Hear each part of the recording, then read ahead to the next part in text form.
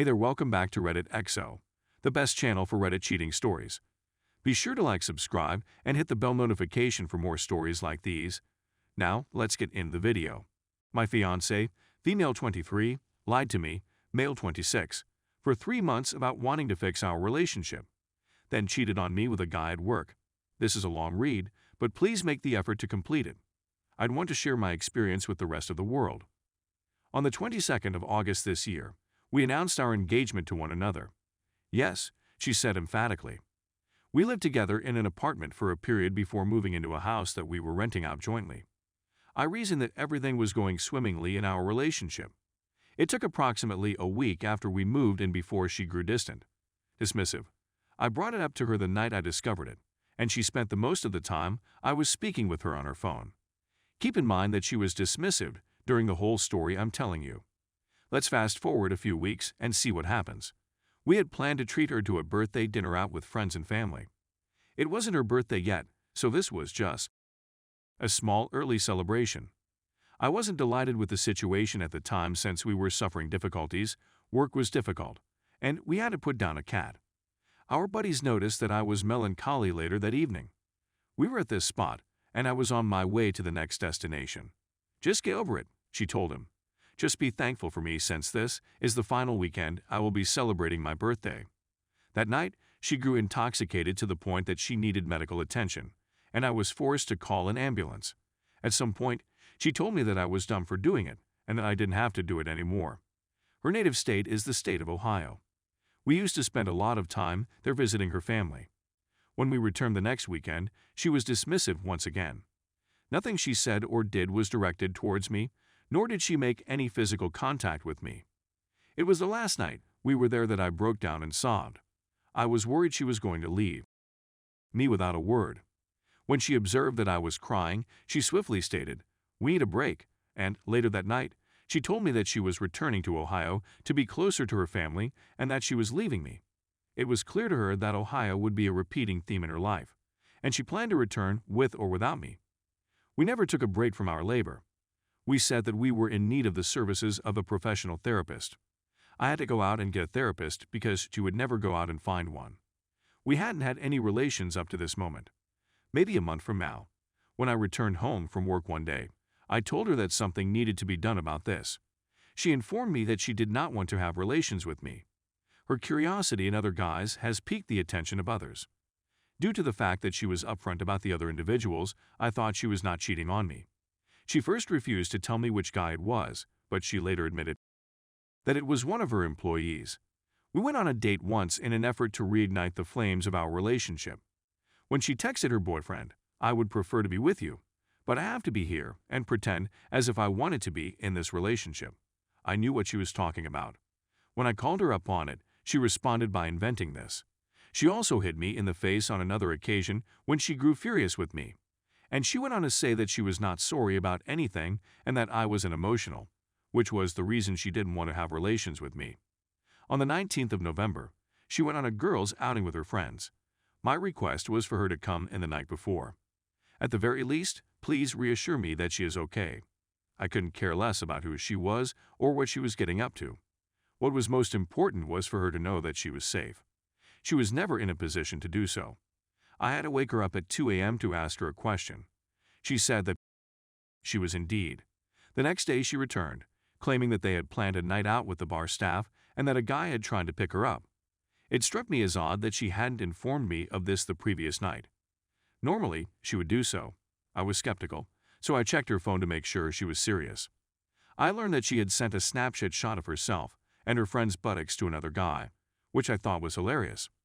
I confronted her about it, and she immediately accused me of being odd and creepy for peering at her phone without her permission. She then left the building and went to a friend's house. We had a brief separation for a few hours, but I managed to get her back into my arms after she begged us to sort things out and attend the therapist we had scheduled. It hasn't even occurred to us to seek counseling at this point, she explains.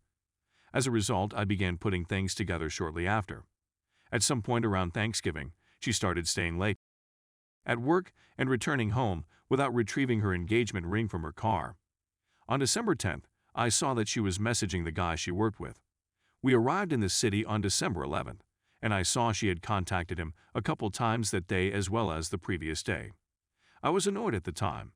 The next day, I brought up all of the red flags I had seen and was met with an exclamation of, "Oh my, I'm so sorry when you say it all like that, it sounds horrible."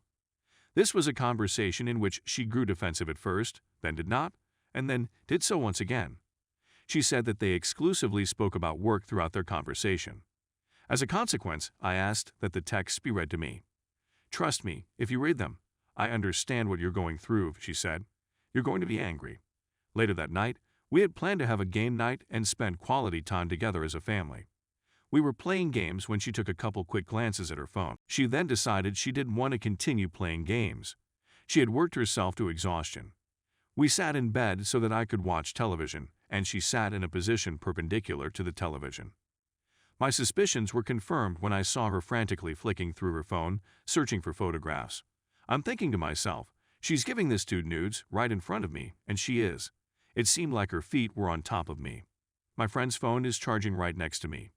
As she turned over, I asked if she wanted to charge her phone. She said she did.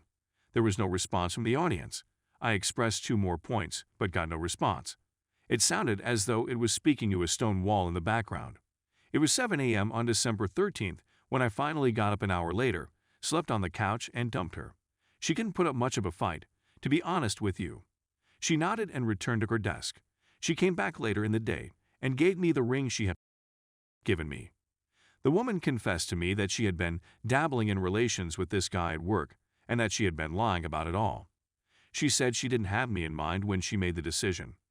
She even wore the ring while she was having an affair with me, which I found rather amusing. Her coworkers were all aware that something wasn't quite right with them, according to her. The length of time that had been going on was something I wanted to know. She stated she didn't sure how long it would take, but it might be many weeks. After I asked her about it, she said I hadn't had with him. At least not yet.